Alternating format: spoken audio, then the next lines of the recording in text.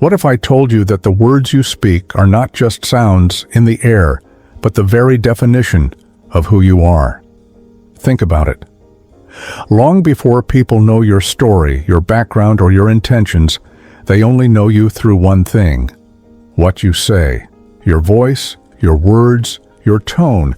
This is how the world experiences you. And whether you realize it or not, every single word carries weight. So let's dive deep into this. The idea that what you say is who you are, and how learning to communicate with clarity, confidence, and honesty can literally transform your relationships, your career, and your entire life. Words are like mirrors of the soul. You can't be known as kind if you never say kind things. You can't be seen as respectful if disrespect constantly leaves your mouth.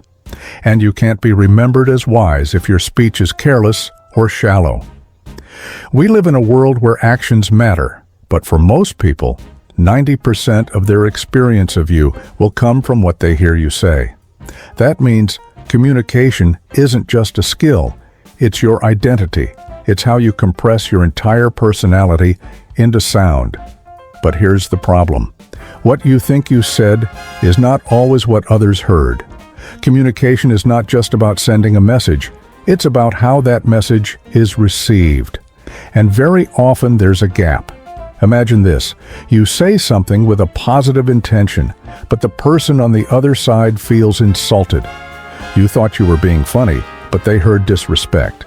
You thought you were being honest, but they heard judgment. That's the misunderstanding gap. And if you don't know how to bridge it, your relationships will always feel tense. The truth is, every conflict, every argument, every moment of tension usually comes down to this: what was sent is not what was received. So how do you fix that? By learning to ask the most powerful question in communication: what did you hear? When you ask this, you're not defending yourself. You're not attacking. You're clarifying. You're showing that you care about how your words landed, not just about what you meant. Here's another truth that most people get wrong. Arguments are not something to win. They're knots to unravel. When you approach an argument as a battle, you pull harder on your side while the other person pulls harder on theirs. The knot only gets tighter.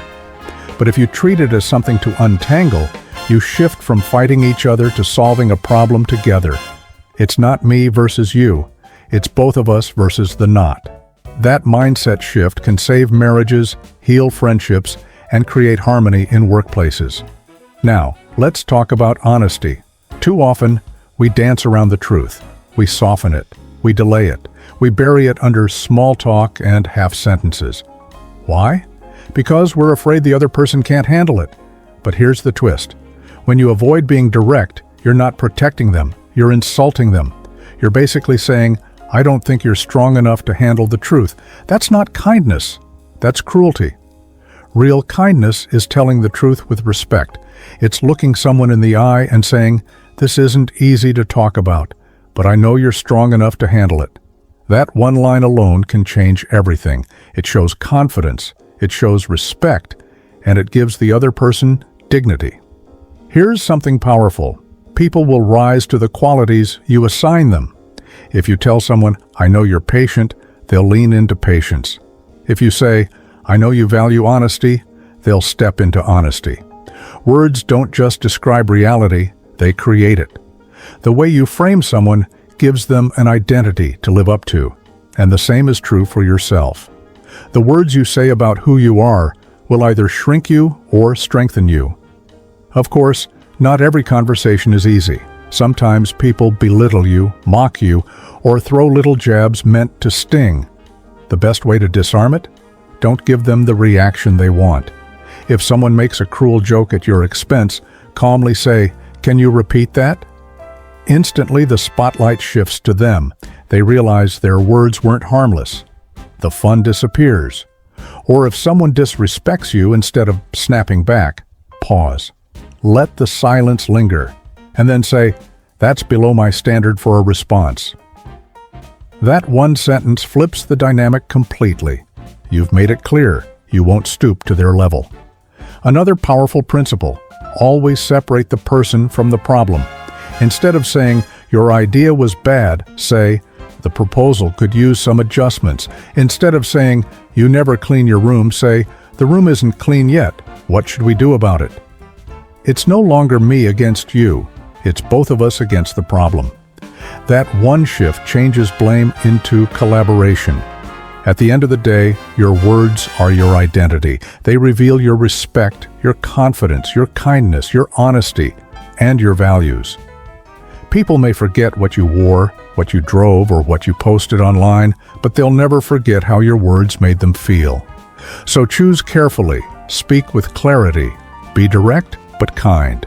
Remember, what you say is who you are. And every conversation is an opportunity to show the world the best version of yourself.